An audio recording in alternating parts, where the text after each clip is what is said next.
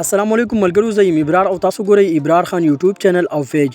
ملګرو، د پاکستان کرکټ ټیم په خوانی فاست بولر محمد آصف په لایو پروګرام کې پاکستانی لوبغاړو ته کنځلې وکړې. په شاهین افریدي، بابر اعظم او احسان الله باندې ډیر سخت تنقید وکړو. څنګه چې تاسو پاتره چې بل ورځ د پاکستان په خوانی فاست بولر محمد آصف د پاکستان په کرکټ ټیم باندې ډیر سخت تنقید کړی دی.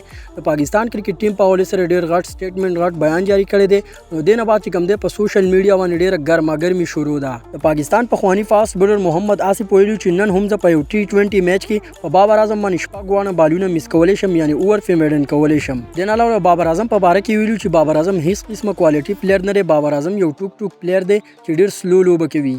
نو محمد آصف د بابر اعظم په باره کې دغه بیان جاری کړو. په بابر اعظم باندې ډیر سخت تنقید کړو.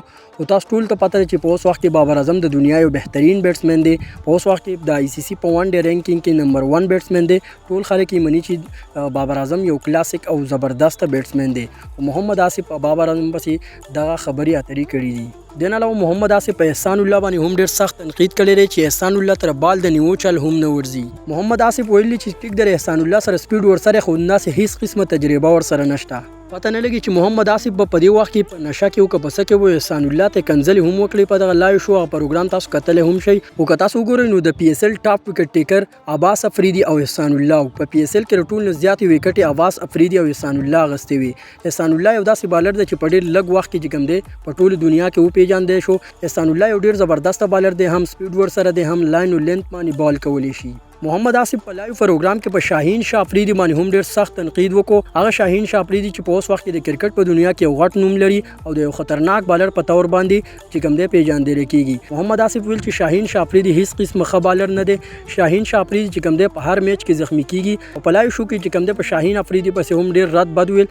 په بابر اعظم، شاهین افریدي او احسان الله پسې محمد آصف ډېرې ګاډي واډي خبرې کړې دي. د روان 3 ورځو راهیسې چې کوم دی په سوشل میډیا باندې په محمد آصف پسې ډېرې خبرې اترې کیږي چې تا ولې د پاکستان په لوبغاړو پسې داسې سټیټمنټ بیان جاری کړی دی. څنګه چې تاسو ته معلومه چې د پاکستان چې کوم فاست بولران دي لکه نسیم شاه، شاهین افریدي، حارث روف، نو دا په اوس وخت کې د دنیا خطرناک بالران حسابېږي.